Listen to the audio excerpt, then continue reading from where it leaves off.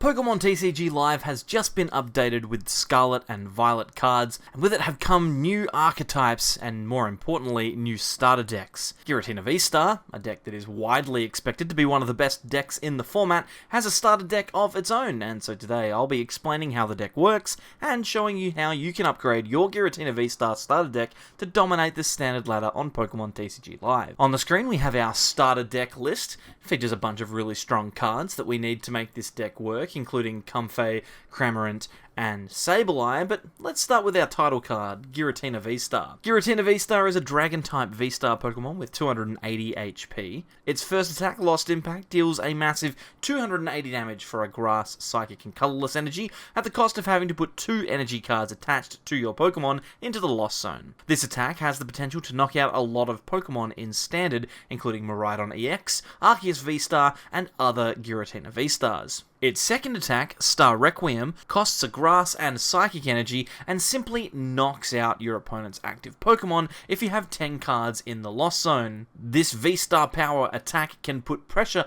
on bulky support Pokemon like Regieleki VMAX and Gardevoir EX, and is a perfect way to end a game. Giratina's main weakness is in its awkward attack cost. 3 energy is a significant investment, and having to fulfill multiple types of energy adds to the difficulty. Luckily, Giratina is supported by Mirage Gate, a trainer card that lets you search through your deck for 2 basic energy of different types and attach them to your Pokemon, as long as you have 7 cards in your Lost Zone. This deck has 2 main ways of putting cards into our Lost Zone, Comfey and Colress's Experiment.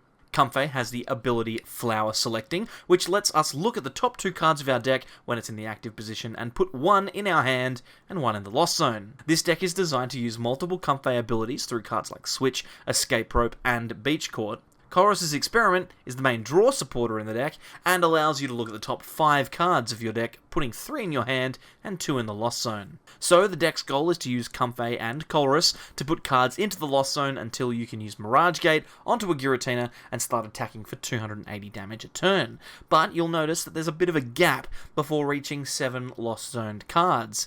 That's where cards like Cramorant come in. Cramorant has an attack, Spit Innocently, that for 3 colorless energy deals 110 damage. It's not particularly impressive in and of itself, but when you consider Cramorant's ability Lost Provisions, which allows Cramorant to ignore the energy cost of its attack when there are 4 or more cards in the Lost Zone, this gives us a flexible attacker with no energy investment required.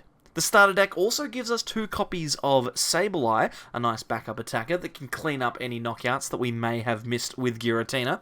Its Lost Mine attack allows us to place 12 damage counters on our opponent's Pokemon in any way that we like, as long as we have 10 cards in the Lost Zone.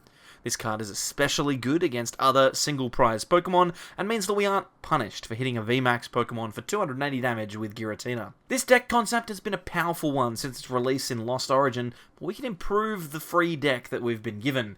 Let's start by increasing the amount of Giratina V and VSTAR that we play.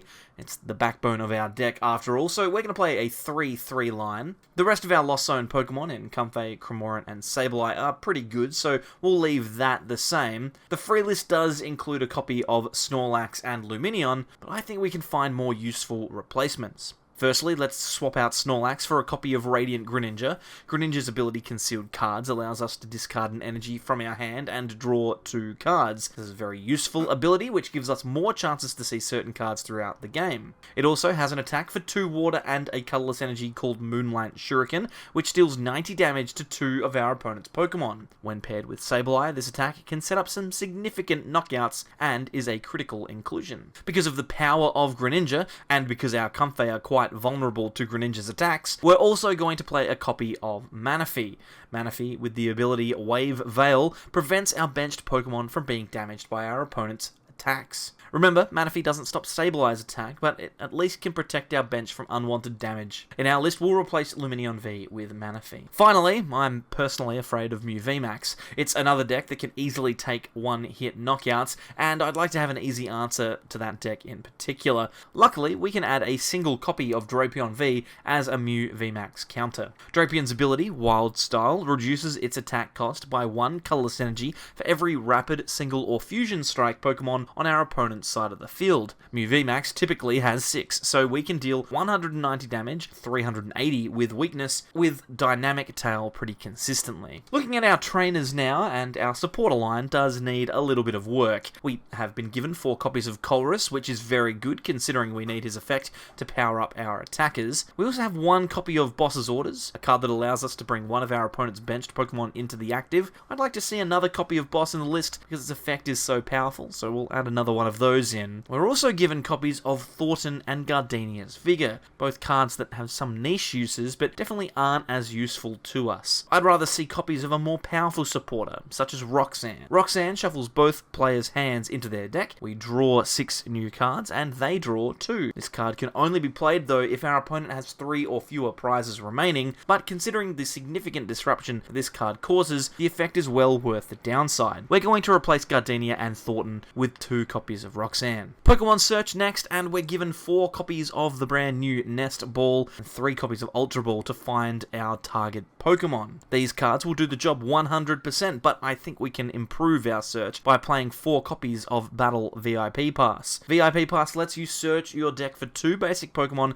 and put them onto your bench, but you can only do this during your first turn of the game. Because we see so many of our cards in the first turn, the chances of us hitting a VIP Pass are pretty good, and we don't mind seeing them in our flower selectings later in the game because they're an easy loss zone target. I'm going to add 4 VIP Passes, replacing 3 Ultra Ball and 1 Nest Ball. One more ball search I'd like to include is Hisuian Heavy Ball. Since we have a couple of important one-of Pokemon, Hisuian Heavy Ball will allow us to look at our prize cards and swap it for a basic Pokemon we find there. This means that if we do happen to prize a Greninja or a Manaphy, we are able to access it later in the game. Onto our switching cards now, and we have a solid suite of cards given to us. 4 copies of Escape Rope and Switch are quite good, although we may choose to substitute some of them for 4 copies of Switch card. It's effectively Switch for basics, but allows you to heal 30 damage from the Pokemon that switches. I'll take out 2 ropes and 2 switches for 4 Switch card, but this change is by no means required. We'll also keep our 2 copies of Beach Court. Let's take a look at energy now. We obviously want to prioritize Grass and Psychic Energy, considering Giratina and Sableye both need them to attack, but Live has given us a single copy of Water Energy as well. We could simply cut this card. We cut the Lumineon after all, but to be honest, we might add in a couple of extra to allow us to attack with Radiant Greninja. We'll also add in 2 copies of Energy Recycler, allowing us to shuffle up to 5 basic energies from our discard pile back into our deck. This means that the energy that we've discarded with Greninja isn't wasted, and we can guarantee that our Mirage Gates are always active. We'll cut down to 4 copies of Grass, 4 copies of Psychic Energy, in order to fit in 3 copies of Water Energy and 2 Energy Recyclers. Now, unfortunately, this means we have a few too many cards in our deck. We'll have to make some concessions, and that unfortunately means cutting the 4 copies of Cross Switcher and the copy of Lost Vacuum given to us in the free list. I don't know that we'll necessarily miss them, however, we always can put them back in if we do have problems. This list is more than capable in its current form of heading out onto the standard ladder of PTCG Live, and considering most of the cards that we've added in are found in other free starter decks, it will only cost you 3,125 credits to upgrade. This is incredibly good value and should be the first deck that you try if you are new to competitive Pokemon TCG. If you like this video, please consider leaving a like, subscribe to the channel, and let me know which starter deck on Pokemon TCG Live would you like me to upgrade next. Thanks everyone, I'll see you all next time for more from the Sableyes. Bye!